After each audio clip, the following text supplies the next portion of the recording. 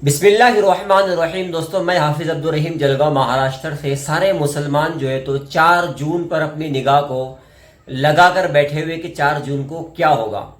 دیکھو، 4 جون کو اگر بی جے پی سرکار پھر سے سرکار میں آ گئی تو کیا ہوگا؟ ہندو دھرم جو ہے وہ خطرے میں آ جائے گا۔ بقول سمیع اللہ خان صاحب، سمیع اللہ خان جو ایک صحافی ہے، زبردست انداز میں مضمون لکھتے ہیں۔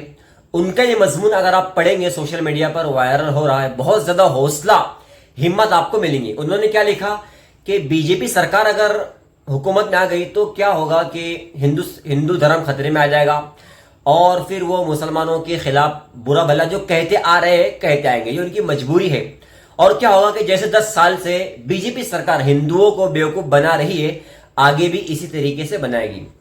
اور یہ سوچنا کہ مسلمانوں کا یہ سوچنا کہ بی جے پی ہارے گی اور کانگریس سرکار یا کوئی سرکار آئے گی تو دیکھو حالات بدلیں گے یا بہت اچھے دن آ جائیں گے، یہ ہماری تمہاری سب سے بڑی غلط فہمی ہے، کمزوری ہے۔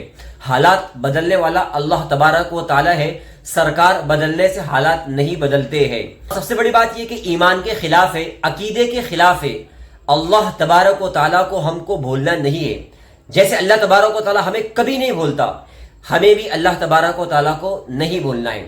ہاں، اگر سرکار آ گئی کانگریس کی تو ہو سکتا ہے کہ ریاستی طور پر ریاستی سرکاریں تھوڑی سی سہولت دے دے گی اور تھوڑا سا مسلمان جو ہے تو کھل کر کام کرنے لگے گی۔ اس کے علاوہ مسلمانوں پر الزام لگتے رہیں گے، مسلمانوں کو جیلوں میں ڈالا جاتا رہے گا، مسلمانوں کی دیش بھکتی پر سوال اٹھتے رہیں گے، مسلمانوں کو روندا جائے گا، مسلمانوں کو روزگار نہیں ملے گا، مسلمانوں کو نوکریوں میں یا جس طریقے سے پچھلے کئی سالوں سے ہوتا آ رہا ہے یہ آتا رہے گا۔ ہو سکتا ہے کہ اس سے بڑی کئی آفتیں مصیبتیں مسلمانوں پر آ جائے۔ تو سرکار کے بدلنے سے کچھ نہیں ہوتا۔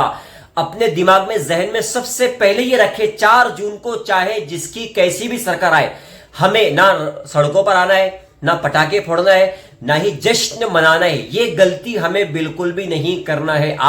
ہم تم یاد رکھے، ہم نہ پٹاخے پھوڑنے والی قوم ہے، نہ ہی جشن منانے والی قوم ہے۔ اور 4 جون کے تعلق سے جو رزلٹ ایگزٹ پول جو بتایا جا رہا ہے، سرکار بی جے پی فل بہومت کے ساتھ آ رہی ہے، اس کو سوچ کر ڈپریشن میں جانا یہ ہماری تمہاری سب سے بڑی کمزوری ہے۔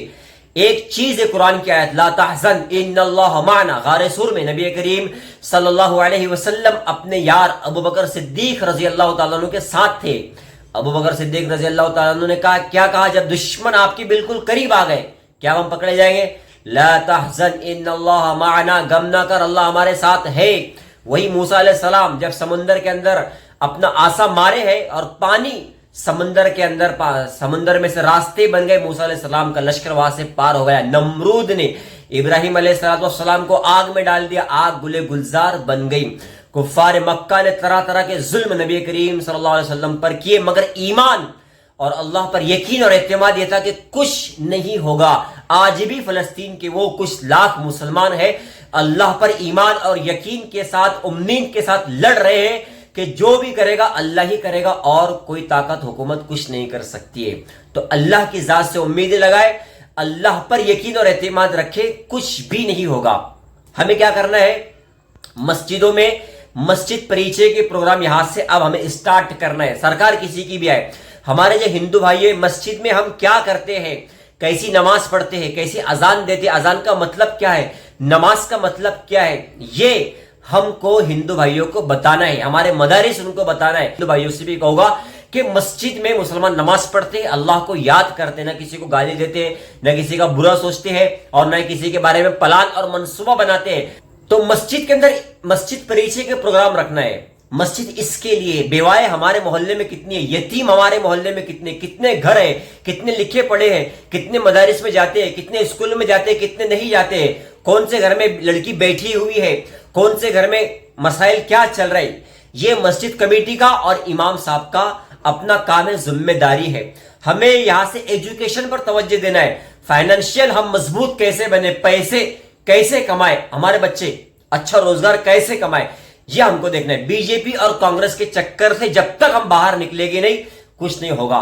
یا پھر خود ہم سیاسی طور پر اتنے مضبوط ہوئے کہ ہمارا کوئی قائد، ہمارا کوئی لیڈر ایسا اوپر بیٹھے جس کی ماتحتی میں ہم کام کریں، اور ہم سرکار بنانے کے لیے پھر کوئی ایسی पार्टी को जो है तो समर्थन दे या उसको साथ में ले, जो तासुब नहीं है, जो मुल्क का, मुसलमानों का और यहाँ के हिंदू भाइयों का सबका भला चाहती है, जो मुल्क को तरक्की दिलाना चाहती है, ऐसी पार्टी के साथ हम फिर जो है तो काम करके आगे इंशाल्लाह बढ़ेंगे। लेकिन आप ये सोच लेंगे बीजेपी या कांग्रेस के भरोसे बैठ जाएंगे या समाजवादी के भरोसे बैठ जाएंगे, टुकड़े टुकड़ों में बढ़ जाएंगे मुसलमान, तो कुछ नहीं होगा।